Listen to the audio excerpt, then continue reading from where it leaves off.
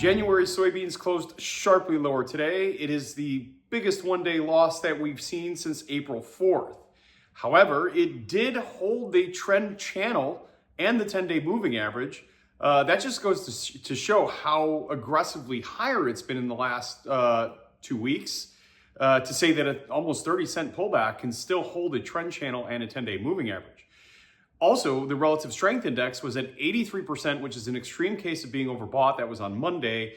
It has now corrected since then to 62%, which is a lot more towards neutral, still leaning on the overbought side, but a lot less of an extreme situation like it was on the high from Monday.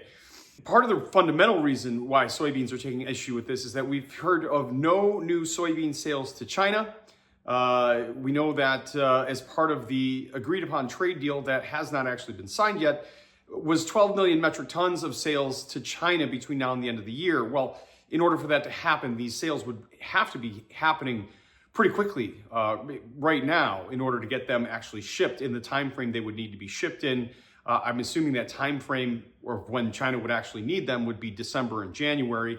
Again, these need to be happening right now. And I think the trade is getting a little bit disappointed that we've not heard any further sales. We heard about 3 cargoes sold to China before the President Trump and Chinese President Xi meeting. And then we've heard of 5 afterwards. But 8 cargoes is a very long way away from that 12 million metric tons. It's barely a drop in the bucket.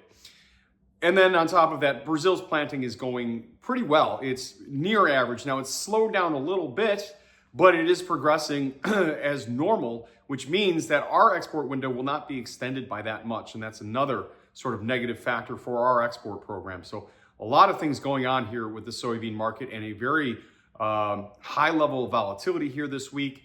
We'll see where we go from here. In the meantime, you stay tuned and you stay safe.